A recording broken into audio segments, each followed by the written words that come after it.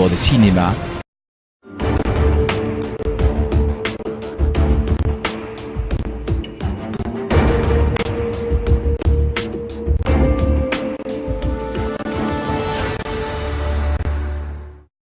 Mesdames, Messieurs, nous voici de retour sur ce plateau. L'obligation de protéger la santé et la vie des travailleurs émane de l'employé. Comment les travailleurs doivent s'y prendre pour rentrer dans leurs droits? Merci. Pour rentrer dans leurs droits, nous avons un système au niveau de l'État. Togolais. Droit de l'État togolais. Donc, il y a deux systèmes. Le ministère de la Santé et le ministère du Travail. Donc, au niveau du ministère du Travail, par exemple, il y a les inspections du travail qui sont là. Il y a les inspections médicales qui sont là. Et souvent, c'est la première porte, c'est par les inspecteurs du travail. Donc, quand il y a une situation où les travailleurs se sentent qu'ils ne sont pas protégés, ils peuvent aller vers les inspecteurs qui peuvent les diriger vers... s'il y a un besoin d'aller voir les inspecteurs médicaux, ils vont intervenir. Le deuxième élément, c'est aussi vers le ministère de la Santé. Le ministère de la Santé, lui, il met en place, il appuie les systèmes de prestations en matière de sécurité et santé au travail dans les différentes structures. Et aussi, il travaille en concertation avec le ministère du Travail pour mettre en place les plans stratégiques pour pouvoir mettre en place. Et par exemple, dans la rédaction de ces plans-là, ça se fait avec les organisations de la société civile. Non, il faudrait que ces organisations informent au préalable les employés de leurs droits. Oui. Qu'ils sachent qu'ils ne sont pas protégés. Voilà. Donc, on les informe, ils sont informés, mais ils peuvent eux-mêmes aussi aller à l'information. Ils peuvent eux-mêmes aussi aller à l'information. C'est pour ça que dans ce processus, il y a l'information des employeurs et des travailleurs qui se fait. Mais ce qu'il y a, c'est que actuellement, comme on l'a dit, la sécurité santé au travail était une thématique qui n'était pas, pour laquelle il n'y avait pas beaucoup de monde qui s'intéressait à cela, alors qu'il y avait des impacts qu'il y avait sur le terrain.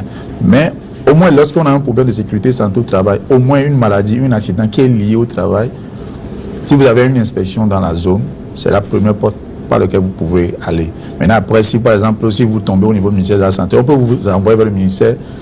On peut aller vers, par exemple, notre service, qui est le service de médecine du travail, qui peut, en concertation avec les autres du ministère du Travail, peut voir comment on peut aider la structure. On fait là aussi la promotion.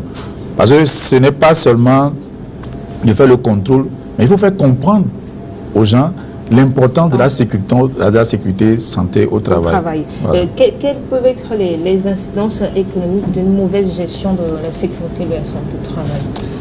Oui, les incidences économiques, ils sont directes sur l'entreprise et indirectes, c'est-à-dire de manière générale pour le pays.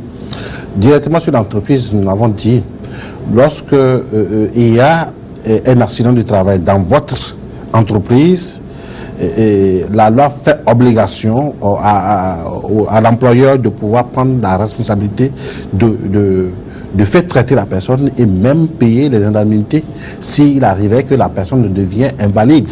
Il y a une invalidité qui s'installe. Si la personne est décédée, c'est encore plus grave. Donc c'est carrément un dédommagement qu'il faut faire. Et donc ça pèse directement sur les chiffres d'affaires de l'entreprise. Voilà. Donc de manière indirecte, d'abord notre système de sécurité sociale, où c'est de la cotisation qu'on fait pour pouvoir payer et prendre en charge les cas d'accident du travail et de maladies professionnelles. Donc, si on ne fait pas de la promotion de la santé et sécurité au travail dans les entreprises, les gens vont déclarer tous les travailleurs et des accidents vont se multiplier et on va plomber notre système de sécurité sociale. Et donc, c'est l'économie du pays en général. Pour le pays, de manière générale, le capital humain qui est empathie. Docteur, quelles sont ces incidences sur l'entreprise selon vous? Une mauvaise gestion de la SST? Si je continue un peu dans ce que mon collègue est en train de dire, il y a trois éléments. D'abord, le coût économique, comme je viens de le dire. Le coût économique, lorsque vous ne protégez pas le personnel, lorsqu'il y a un accident, tout ce que vous avez investi s'en va. Même les machines peuvent aussi se dégrader parce que la personne n'a pas été formée. Il y a le coût économique. Ou lorsqu'il y a un accident, il y a un arrêt du système de production pour pouvoir s'occuper de l'accidenté. Après de ce moment-là, pendant le nombre d'heures où les trucs sont arrêtés, vous avez aussi ça.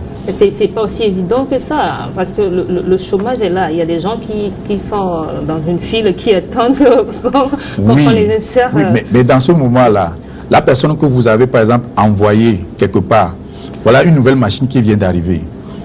Il y a un expert qui est venu former cette personne-là. Vous ne la protégez pas. Et cette personne, par exemple, a un accident. Vous n'êtes pas sûr que vous avez une autre personne sous la main, la remplacer. Et puis, l'homme, c'est pas, une machine ou quelque chose une chose. Voilà. Donc, il y a cet aspect-là du coût économique. Il y a le coût social. Il y a l'inconfort et les aspects psychologiques.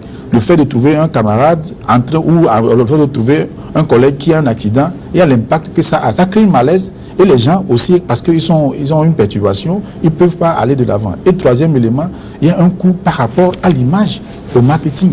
Parce que si on te dit que vous, dans votre entreprise, chaque fois, les gens ne font que tomber malades, les gens ne font que faire des accidents, les gens vont dire, mais la prochaine fois, on n'y va plus. Actuellement, par exemple, en Australie, il y a eu un système où, à un moment donné, les mines ou certains systèmes où il y avait plein d'accidents, les gens ont demandé à ce que toute usine chez qui on ne déclare pas, c'est-à-dire qu'on ne prend pas en charge correctement les travailleurs ou les risques et autres là, ils ont décrété de ne plus consommer les produits venant de ces usines-là. Enfin, le boycott général. Voilà. Donc, voilà, c'est ces éléments-là. Alors que si vous le faites, vous avez de l'autre côté des avantages. C'est la qualité qu'il y a, parce que vous travaillez, parce que c'est les ressources humaines, l'homme c'est le premier capital. Donc si vous en occupez bien, vous aurez un travail de qualité. Est-ce que ça veut dire que l'amélioration dans ce domaine peut être bénéfique pour tout le monde? Bien sûr, pour tout le monde.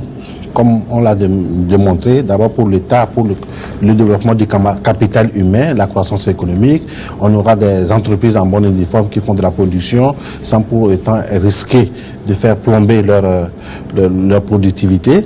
Et également pour le système de sécurité sociale, ça amène les États à mieux investir, à investir peu dans le système de sécurité sociale parce que on ne va pas arriver à un moment où la caisse va être déficitaire et obliger l'État de trouver d'autres mécanismes pour pouvoir renflouer la caisse de l'État.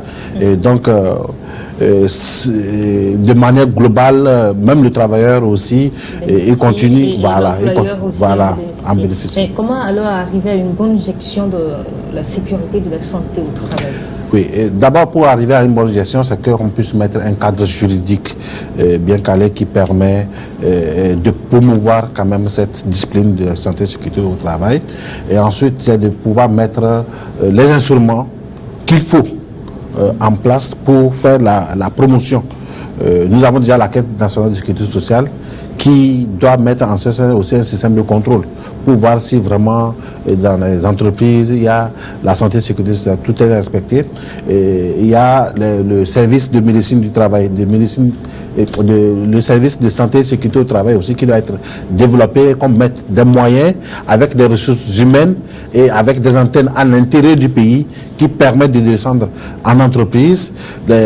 L'inspection aussi du travail, à travers les inspecteurs, on doit les doter également de matériel logistique pour pouvoir mener leur inspection. Et quelle sera la part des employés alors? Est-ce qu'il ne faut pas les consulter sur chaque mesure à prendre? C'est un aspect fondamental. En matière de sécurité santé au travail, c'est un aspect fondamental. C'est pour ça que les textes demandent que dans une structure, on puisse avoir ce qu'on appelle les comités de sécurité santé au travail. C'est des comités paritaires où le travailleur et l'employeur sont dedans pour pouvoir parler de tout ce qui est de sécurité santé au travail. Tout ce qu'on doit leur fournir, il faut qu'ils participent, qu'ils sentent que on va leur fournir est compatible avec les problèmes qu'il y a. Les gens ne vont pas dire que ils ont un problème parce qu'il y a beaucoup de choses qui tombent sur leur tête et vous allez aller leur fournir des gants. Voilà. Donc, il y a des choses comme ça où les gens vont faire des commandes sans que ça soit en adéquation avec ce que les gens, les travailleurs vivent réellement. Donc c'est pour ça que les comités sont là. Et donc les comités, les services de sécurité santé au travail, où il y a les médecins du travail, les infirmiers du travail, les assistants et les assistants d'hygiène, il y a tout ce système-là qui accompagne techniquement l'employeur, le travailleur au sein de l'entreprise pour qu'on diminue ces différents risques qui sont les maladies des accidents liés au travail, pour que les individus aient les éléments nécessaires pour mieux produire. Et c'est pour vous dire que quand nous parlons d'entreprise, nous nous limitons pas seulement aux entreprises qui font de la production industrielle.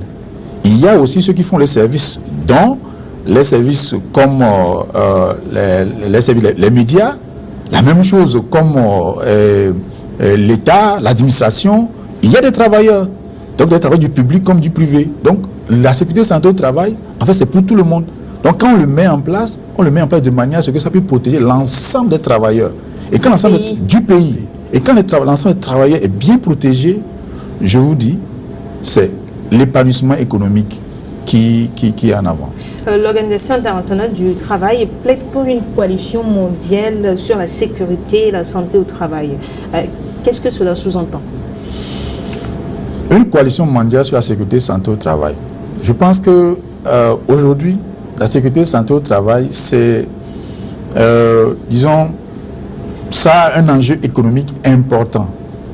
Enjeu économique important parce que le pilier de l'économie, c'est l'homme. C'est pour ça qu'aujourd'hui, en matière de sécurité et santé au travail, les organisations internationales, que sont par exemple l'OMS, l'OIT, travaillent ensemble avec les centrales syndicales au plan international, par exemple PSI et autres, pour que, et les organisations des employeurs aussi au niveau international, pour qu'il y ait une concertation au niveau international, pour que les États puissent prendre la sécurité santé au travail à un niveau élevé. Dès que vous prenez ça à un niveau élevé, parce que vous avez déjà signé des conventions, c'est un engagement que vous avez pris, il faudrait que vous puissiez faire descendre ça. Ça veut dire que lorsque vous signez les conventions, quand vous vous retrouvez, il faut que... C'est une coalition. Donc vous vous dites que voilà ce que dans le groupe dans lequel je suis, voilà ce que j'ai pu faire dans mon pays et qui permet de pouvoir avancer. Est-ce que les États peuvent vraiment le faire s'ils n'arrivent pas à mettre en application les engagements qu'eux-mêmes ils ont pris? Non, mais ils peuvent le faire s'ils ont la volonté et même, je ne peux pas dire qu'ils peuvent le faire, ils ont l'obligation de le faire parce qu'ils ont participé à l'élaboration des conventions. C'est même fait dans le cadre global du travail décent, où la sécurité santé au travail est un pilier du travail décent. Et on en est même plus loin où il y a actuellement les normes ISO qui interviennent dans et qui font intervenir la santé et la sécurité au travail. Donc vous produisez un produit pour le vendre. Pour pouvoir certifier, on vérifie si vous avez mis en place des mécanismes de protection de vos travailleurs. Si ce n'est pas fait, on va au boycott, vous n'êtes pas qualifié, donc vous ne pouvez pas certifier votre produit. Il y a même des campagnes au nom de cette coalition-là qui sont faites dans des pays pour boycotter certains produits. Parce que ça ne respecte pas les règles de santé et sécurité au travail. Et donc, nous avons tous alors cette obligation-là de pouvoir faire cet effort pour promouvoir la santé et sécurité au travail dans nos entreprises. On a l'impression que vous ne le faites pas assez parce que des produits qu'on importe de la Chine, par exemple, en Afrique, est-ce que ces produits respectent vraiment les normes? Oui, on ne fait pas assez, c'est vrai. Mais nous, en tant que réseau, nous sommes en train de faire notre part et nous imaginons que d'autres acteurs sont en train de faire leur part.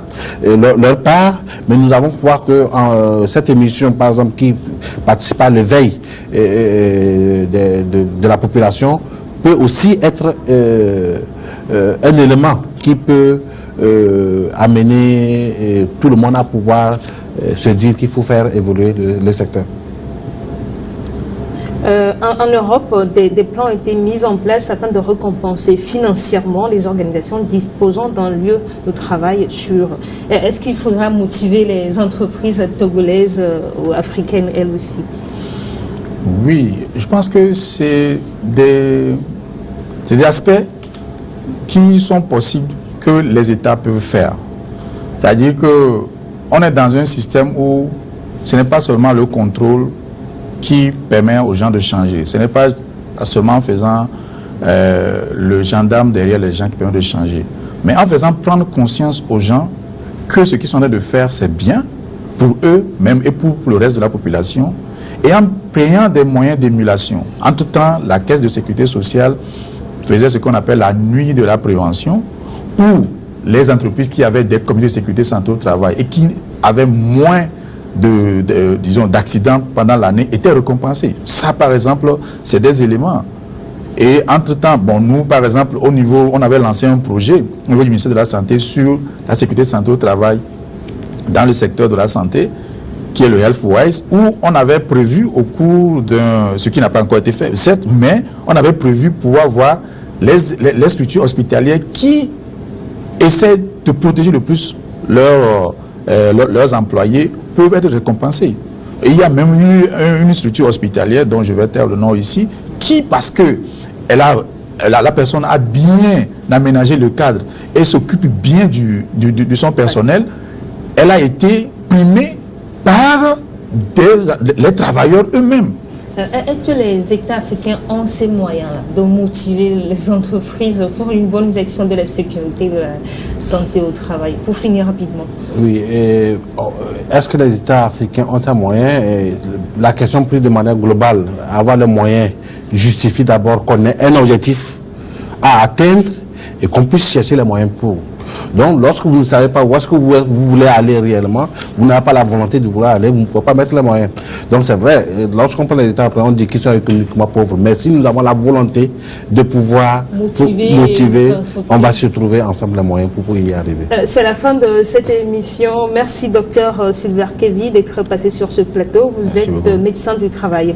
Également à vous, Niwa Sulima, vous êtes le point focal du réseau multi-acteurs de la protection sociale au Togo. Mesdames, Messieurs, à bientôt sur votre chaîne.